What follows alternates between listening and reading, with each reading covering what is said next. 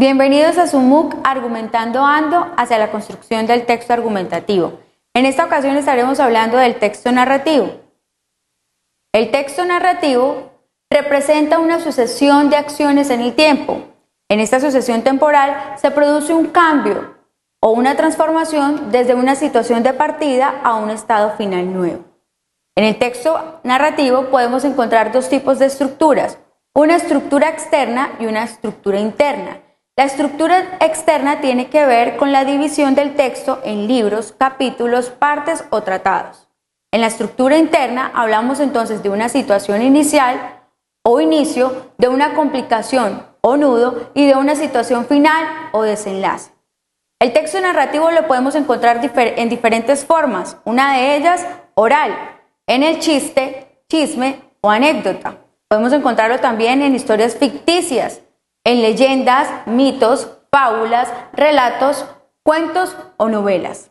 También lo podemos encontrar de manera real, en historias, biografías, noticias, reportajes, crónicas, algunos informes o actas. Vamos a mirar las características lingüísticas del texto narrativo. Una de ellas es la relevancia de conectores temporales. Los conectores son las palabras que establecen relaciones entre las diversas oraciones, párrafos y componentes de una oración. Estos, particularmente, permiten organizar la narración de acuerdo con una cronología. Dentro de los conectores temporales podemos encontrar cuando, mientras, entonces, cada vez que, apenas, en cuanto, simultáneamente, entre otros. Otra de las características es la abundancia de verbos de acción. Los verbos de acción son aquellos que expresan el accionar que lleva adelante el sujeto en cuestión, es decir, son los verbos que denotan la acción de un sujeto. Entre los verbos de acción podemos encontrar hablar, coleccionar, comer, entre otros. Vamos a mirar otra característica. Otra característica es el predominio de formas verbales en pasado, esto es en pretérito perfecto simple e imperfecto de indicativo. El pretérito perfecto simple es un tiempo verbal que indica una acción del pasado que ya se terminó. Por ejemplo, el pretérito perfecto simple del verbo ir es fui, del verbo comer es comió, del verbo salir es salió. Ahora, el imperfecto indicativo es usado cuando se expresa una acción o estado que es continuo en el pasado, pero sin aclarar su fin. Por ejemplo, cuando era pequeña jugaba todas las tardes con mis muñecas. También es usado cuando una acción que sucedía en el pasado al mismo tiempo que otra acción.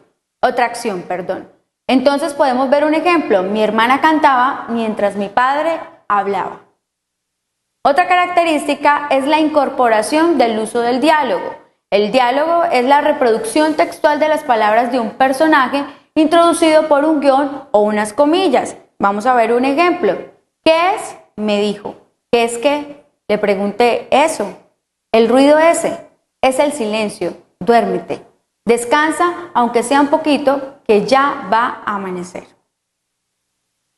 Ahora vamos a mirar la estructura narrativa. En el texto se presenta una situación inicial que nos da el planteamiento o marco, sirve para introducir los personajes, se sitúa un espacio y un tiempo determinado. Luego una complicación de la acción o lo que se denomina como nudo, que constituye el núcleo de la narración, cadena de hechos o situaciones.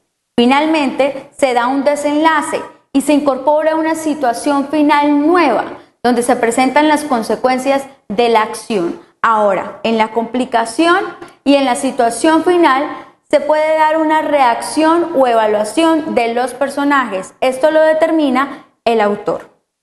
Podemos entonces ver que se dan 5 momentos: una situación inicial, una complicación-acción, unas reacciones o evaluación, un desenlace y una nueva situación final. Vamos a mirarlo en un ejemplo. Los vecinos de un edificio de 7 pisos tuvieron que ser desalojados ayer. Tenemos entonces una situación inicial.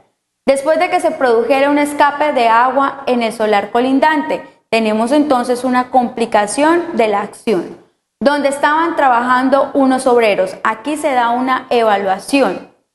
Al romperse la tubería, el agua se extendió y afectó los cimientos del inmueble. Aquí hay un desenlace. Un total de 26 de los vecinos afectados pasaron la noche en diversos hoteles que financiarán los servicios sociales. Finalmente, aquí hay una nueva situación final. Bueno, les invitamos que visiten más contenidos, realicen las actividades concernientes a este módulo. Nos vemos en una próxima ocasión.